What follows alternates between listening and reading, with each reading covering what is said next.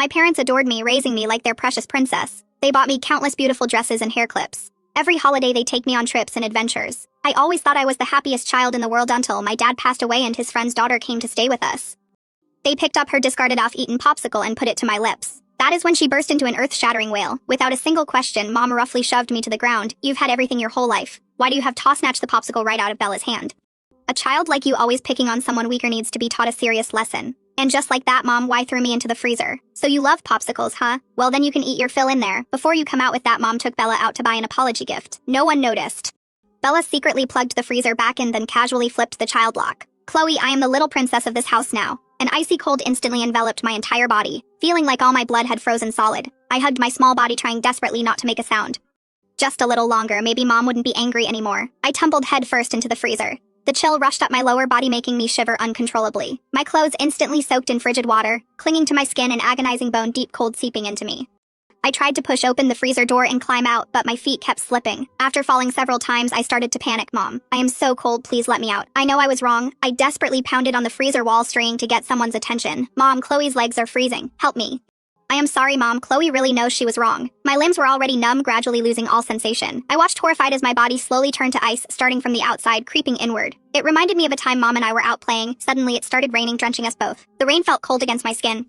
But as soon as we got home, Mom drew me a warm bath, even though she was soaking wet herself. She bustled around, putting me in warm, dry clothes and even making me ginger tea. Mom loved me so fiercely. There is no way she'd actually let me freeze, right? I just had to hold on a little longer and Mom would surely come to take me out. I tried to cheer myself up, hoping Mom would forgive me soon. The air in the freezer was getting thin. Each desperate breath felt like tearing open my lungs. Frost coated my lips, my eyelashes brittle with ice, my limbs were stiff, completely unable to move.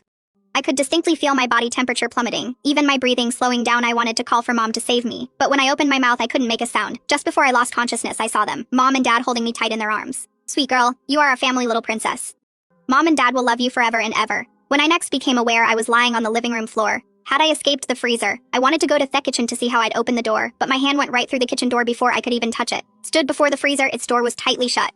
I tried to open it, but my hand passed straight through the metal. It turns out I couldn't touch anything solid anymore. Had I become a ghost? Just as I felt a wave of sadness, I heard someone unlocking the front door. I rushed to the entrance. Waiting was my grandma Eleanor coming to visit me. Chloe, Grandma's here. Come out and see what yummy treats Grandma brought you, Grandma muttered as she changed her shoes. Chloe is really quiet today. Usually she'd be rushing to hug me. I am right here, Grandma. Chloe is right here at the door waiting for you. I shouted for Grandma, but she couldn't hear me at all. She walked straight through my transparent body. Grandma called my Nami as she walked through the living room and bedrooms, not finding me. She finally stood at the kitchen doorway, her hand rested on the kitchen doorknob. Just then the front door opened again. Mom, Dad, and Bella walked in carrying several large bags filled with toys. Grandma looked past them, not seeing me. Where were you all? And where is Chloe? Mom tossed the toys onto the couch, clearly still fuming that she actually snatched a popsicle from Bella today. I told her before Bella even arrived that she had to be accommodating to her little cousin. Dad, hands on his hips, looked just as furious. Yeah, Mom, I never thought Chloe could be so manipulative, so malicious. They always say kids raised with love are supposed to be kind and understanding, right? We've been so good to her, but she still turned out so twisted. I saw Bella downstairs earlier and just found out Chloe bullied her. Despicable. Chloe, you come out here right now. I am going to teach you a lesson today, Dad yelled into my bedroom. I shook my head frantically, trying to explain to Dad it is not like that. Dad, I didn't snatch her popsicle at all. She said she didn't want it, and it was the last one of my favorite flavor, so I just picked it up to eat. But Mom, Dad, and Grandma couldn't hear me speak. When no sound came from the bedroom, Mom immediately frowned. Chloe, so now you've learned to play mute, have you? She moved to go into the bedroom to find me, but Grandma stopped her. I looked everywhere, inside and out. Chloe isn't home. Took a deep breath, stunned. Then where did that child go? Bella immediately piped up Aunt Sarah. This morning, I heard Chloe say she was going downstairs to play with her friend Ashley. She is probably at Ashley's house. Ashley was my best friend from school and also my neighbor, so I often went to her house to play. Dad scoffed. She is just a little kite and she is already pulling stunts like running away in a huff. Let her stay at Ashley's house. We're not gonna pick her up. Grandma sighed. She is still just a child after all. Maybe go get her back soon. I'll make dinner. Those chicken wings I bought for Chloe are still in the freezer, right? I'll make her favorite Coke chicken wings. My heart instantly leaped into my throat. Grandma was going to open the freezer. Would she see my body? Grandma was old and had high blood pressure. My frozen body must look horrifying. Please don't let her see it. Don't let it scare her. I tried to block Grandma with my body, but it was no use. Grandma passed right through me and walked toward the kitchen again. I watched Grandma enter the kitchen. Mom, don't cook tonight. Bella's still here. Let's just order pizza. Dad opened his delivery app, stopping Grandma just as she was about to open the freezer door. Grandma nodded, but still worried about me. Call Chloe back for dinner. It is not good for her to always eat at other people's houses. Mom waved her hand dismissively. Mom, don't even worry about her. I just sent her a Snapchat. I told her I was ordering her favorite cheesy shrimp pizza. That greedy kid will be back in less than 10 minutes. Mom's reminder made me instinctively look at my wrist. My wrist was empty. Oh no, my smartwatch was frozen in the freezer too. That was my birthday gift last year from Mom and Dad. Now I ruined it. Mom would definitely be even angrier with me. I really was a bad kid, always making Mom angry. Mom throwing me in the freezer was justified. I huddled in the corner of the couch crying heartbrokenly. Half an hour later, the takeout arrived. Seeing I still wasn't back, Mom gritted her teeth in anger.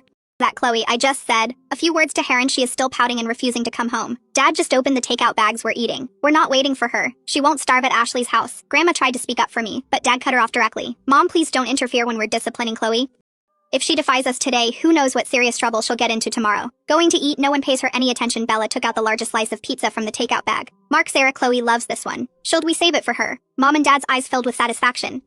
They stroked Bella's hair, praising her. You are so thoughtful. It is okay, Willie. Don't mind her. I watched Bella sit in my special chair. Mom, Dad, and Grandma gathered around her, happily eating my favorite pizza. It was as if they were a family all along and I was the outsider. My heart ached with a sharp, wrenching pain and the tears just wouldn't stop falling. Was I still hurting and crying as a ghost? Was this God's punishment for a bad kid like me? I hid in the corner of the living room, trembling with sobs until Dad was about to put the leftover pizza in the freezer. I instantly held my breath. Mark, don't you dare save any for Chloe. Mom snatched the pizza from Dad's hand and threw it straight into the trash can. It was dark outside now and Grandma had to go home. She put on her coat, trying to persuade Mom and Dad the child is still young. Go pick her up from the neighbor's house soon. Don't keep bothering them. When Chloe comes back, don't scold her anymore. I believe she didn't do it on purpose. Hearing Grandma's words, my tears of grievance welled up again. Grandma believed me. I really wasn't a bad kid who bullied others.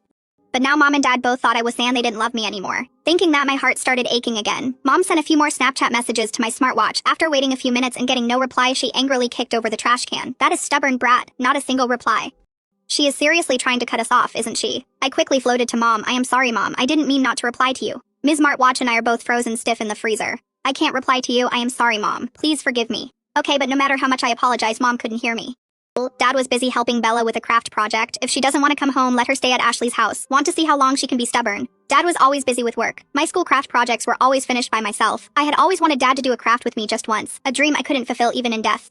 Yet it was coming true for Bella right now. Dad gently reminded her to be careful with the scissors, patiently helping her arrange the tools. Little me sat next to Dad, pretending Dad was teaching me how to do crafts too. But Dad's gaze passed right through me, looking only at Bella.